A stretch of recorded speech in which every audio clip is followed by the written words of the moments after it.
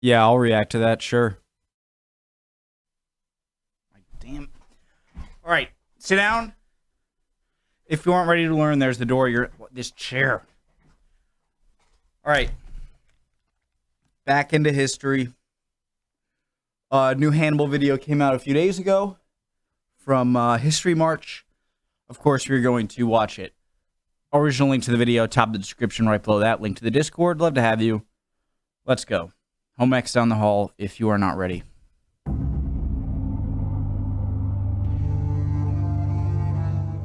Okay, this is part 17. I'd recommend, and sorry if I'm a bit tired. I'm trying to wake up, got my coffee, first video of the day. I haven't taken a shower yet. Yeah, it is part 17. I'd recommend watching the previous parts, but we are a bit into it. That's up to you. Let's go.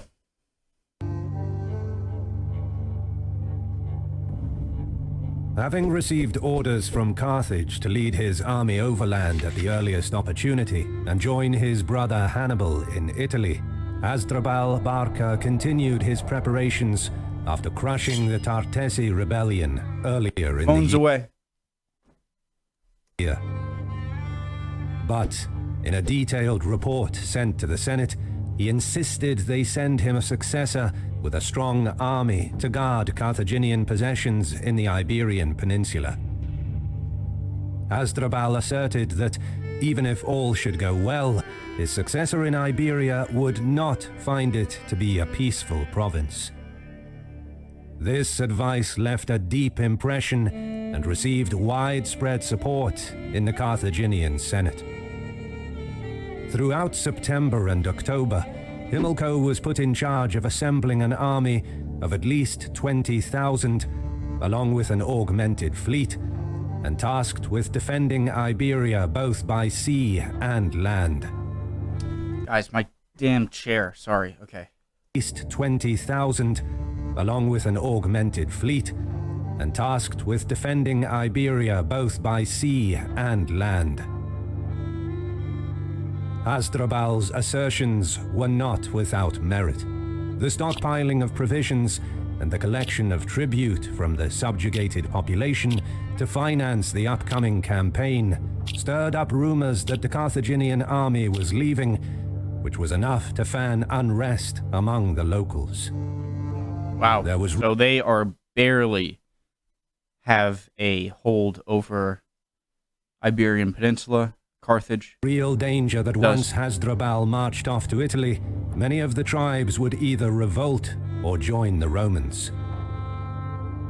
Himilco arrived in late autumn 216 BC, signaling the start of the campaign to drive the Scipio brothers out of Iberia. If you want to play a shooter where you can experience promo the rush, codes? compete, win, and get recognized, Mech Arena Make sure is if for you're you. going to do this, This is the first mobile using game their promo code helps them that out. really tests you with balanced competitive gameplay where skill actually matters. Mech Arena just released the amazing Pilots feature with 12 completely unique pilots to choose from, which adds depth of strategy and gameplay variety. Collect rare, epic, and legendary pilots with unique skills to fit your playstyle. Mech Arena just had the huge Mechs Are Here event where they raised $100,000 for charity, starting with the aftermath of a real-life Mech Arena battle on Santa Monica Pier in LA and finishing with the Mech Arena Championship, where the winners will go pilot a real-life mech. Everyone's and that's not all. There's a ton coming to the game this month. On top of that, there's Battle Pass Season 2, 3 new 2 versus 2 deathmatch maps to fight on, and a packed schedule of holiday events. The game is completely free to play on Android and iOS, and you can use my link in the description or scan my QR code to get 50,000 credits, 3 gold crates, and 1 exclusive mech skin heraldic to help kickstart your game. Join the mayhem in Mech Arena. Hannibal time.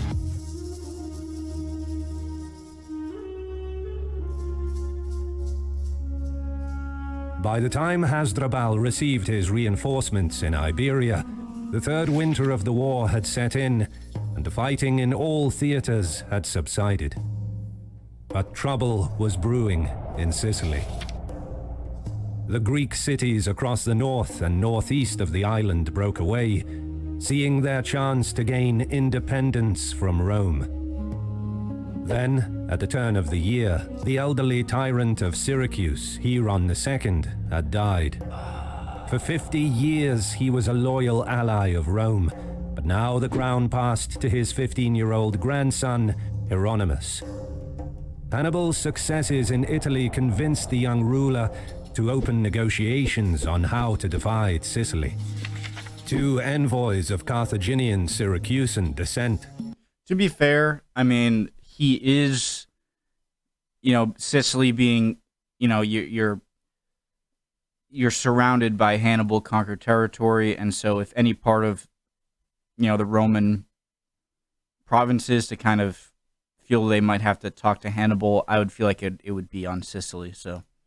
Hippocrates and Epicides came to Hieronymus, promising that the whole of Sicily will be a Syracusan possession.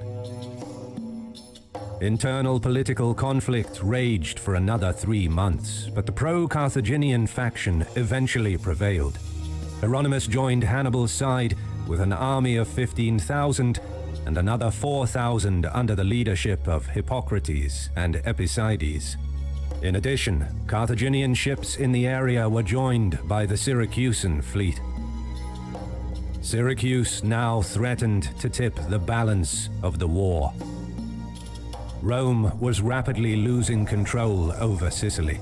The island was a springboard for raids against the African coast. Furthermore, it served as a shield for Italy proper.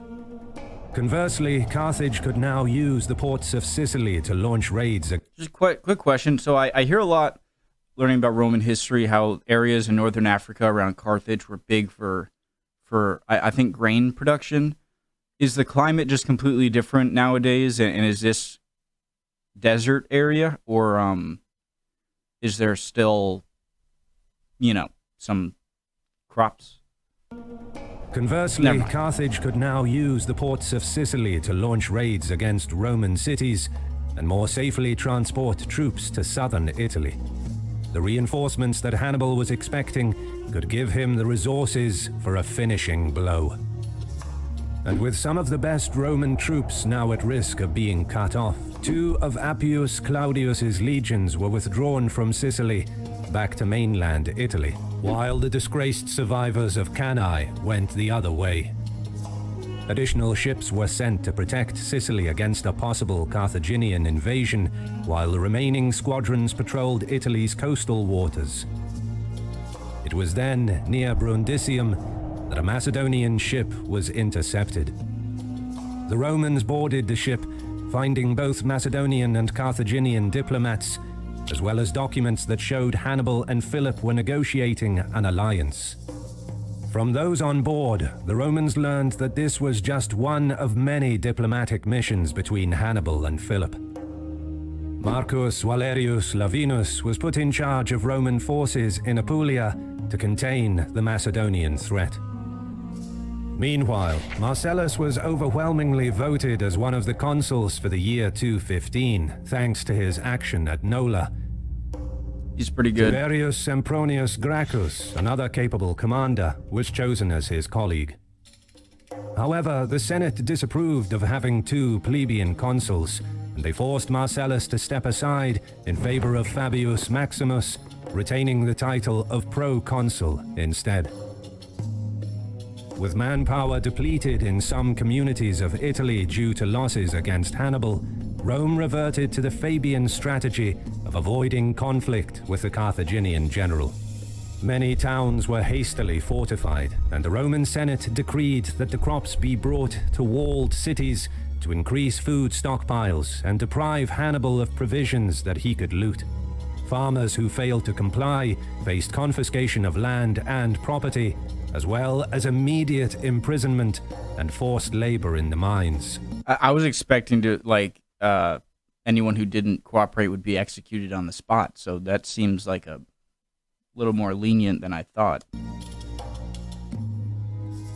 Unable to dislodge Hannibal and unwilling to meet him in battle, the Roman strategy was to contain him.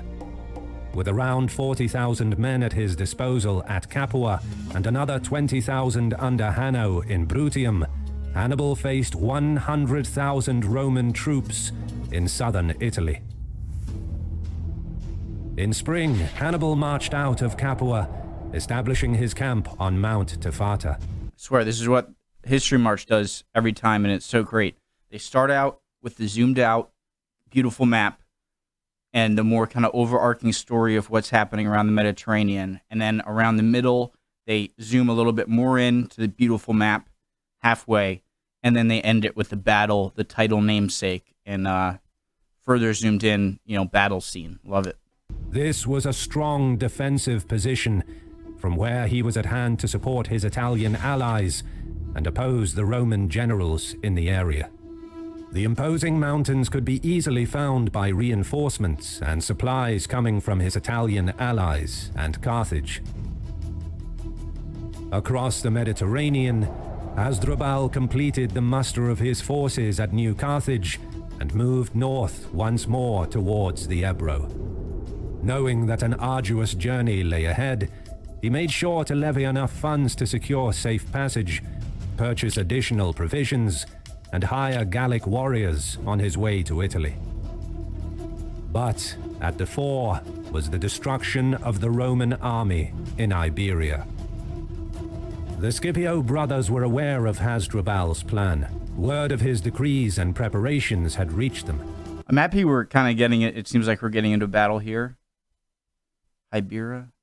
But it seems like the entire time of this series, like episodes 1 to 16, the Scipio brothers over in northern Iberia have just kind of been chilling.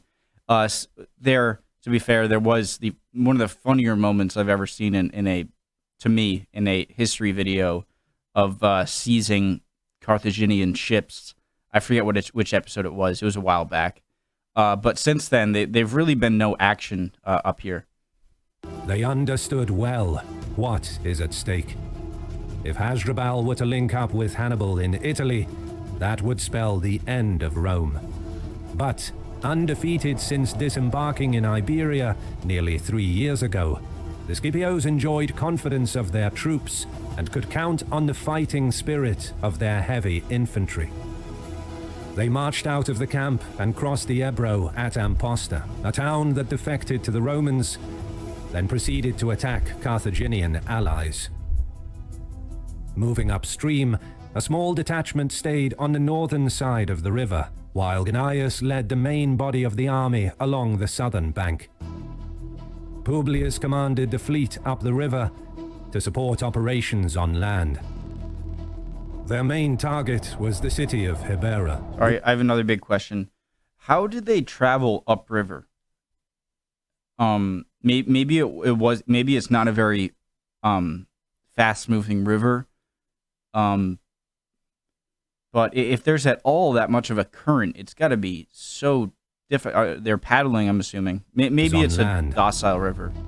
Their main target was the city of Hibera, the wealthiest city in the region. Strategically placed, it held a vital river crossing, and from its fluvial port, it controlled the traffic of the lower Ebro. The taking of Hibera and the scorching of the surrounding towns and countryside would significantly delay the enemy's projected march. But then, Hasdrubal's army appeared earlier than expected. Confident that Hibera can hold out behind its fortifications, he did not speed to the relief of his ally. Instead, he marched on Amposta. Situated at the mouth of the Ebro, the town was larger than other settlements in the vicinity and housed important grain silos. Its defenses, however, could not hold out as long as Hibera's. If Amposta were to fall, the Roman army and fleet would not be able to prevent the reduction of their main camp. Worse, Hasdrubal would be able to cross the Ebro uncontested and position his army between the Romans and Tarraco, cutting their supply lines. For the Carthaginians, their objective was clear. To continue their march to Italy, they had to overrun Roman positions north of the Ebro. They needed a battle of annihilation. Thus, Hasdrubal clearly wanted to lure the Romans into a decisive encounter, and he succeeded. The Scipio brothers aborted the siege of Hibera and set out for Amposta. Besides aforementioned problems that the Romans might face, not challenging Hasdrubal would also hurt their prestige. Leaving a Roman ally to their fate would shake the loyalty of other communities. The Scipios had to act.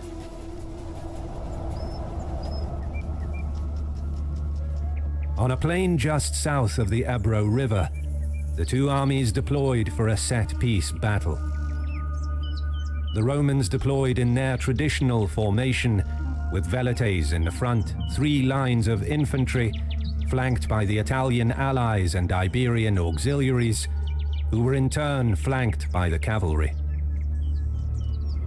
Hasdrubal placed the Iberian and Ligurian mercenary infantry in the center, flanked by the Punic and Libyan heavy infantry. Numidian light and contingents of Maori cavalry occupied the right wing, while the Iberian and Libyan Punic cavalry were on the left, with elephants behind both wings. Being on the south side of the Ebro, Gnaeus had to advance. As long as the Sorry, I was going to say, I wonder why they wouldn't put the elephants up front, but I remembered learning a few episodes back, I think, or maybe in a different series, how often if the elephants got spooked somehow up front, they could turn around and just charge back and end up hurting a lot of your own troops. Carthaginians were present, it would have been very dangerous to attempt a river crossing, even with the aid of the Roman fleet. When the battle was joined, Hasdrubal pulled back the Iberian infantry. The Numidians and Maori harassed the Italian cavalry opposing them, causing chaos among their ranks. On the left wing, the Iberian and Libyan Punic horse proved superior to the Roman cavalry. Then, as planned, the Libyan and Punic heavy infantry struck the flanks of the Roman center.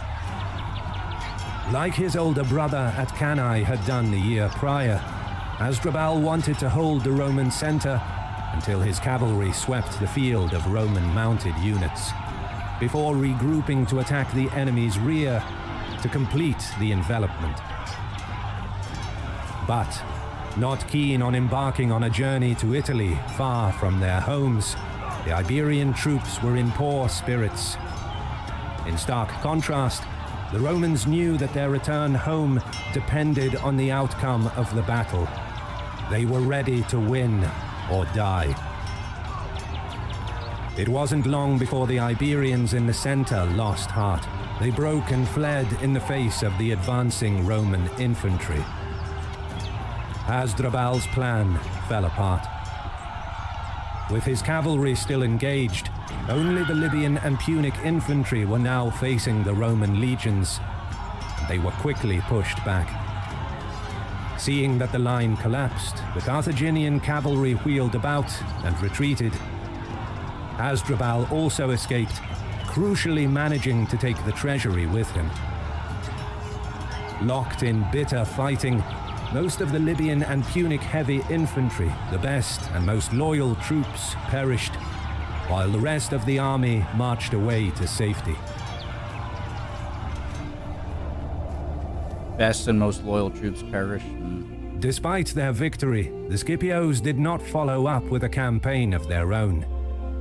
Their finances were critical, and there was little prospect of reinforcements from Rome, due to Scipio brothers, very interesting characters,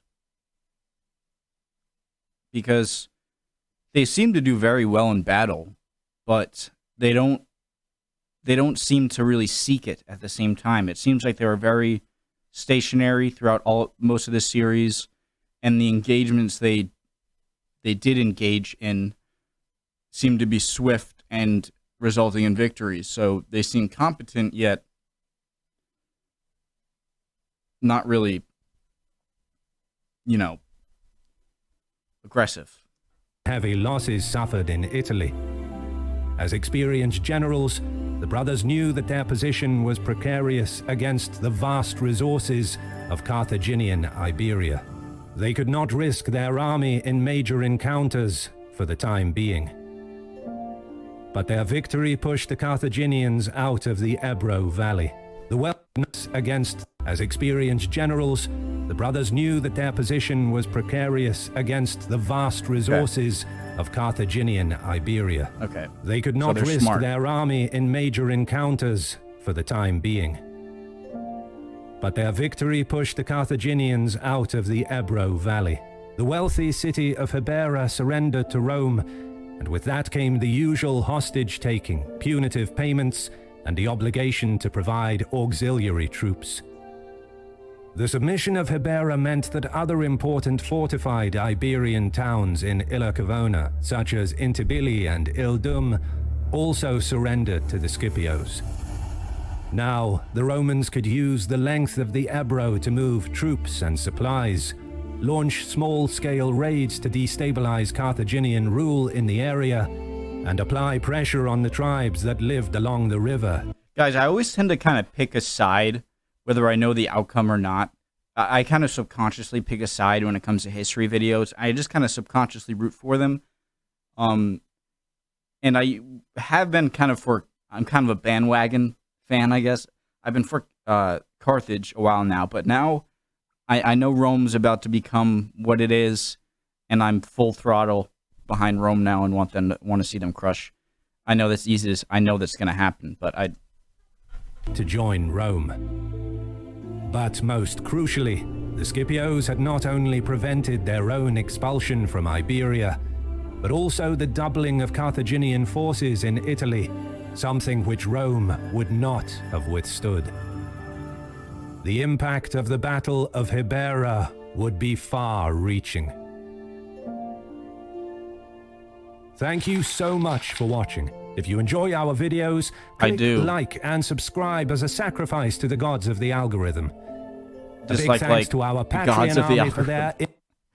Awesome video. History March, amazing channel.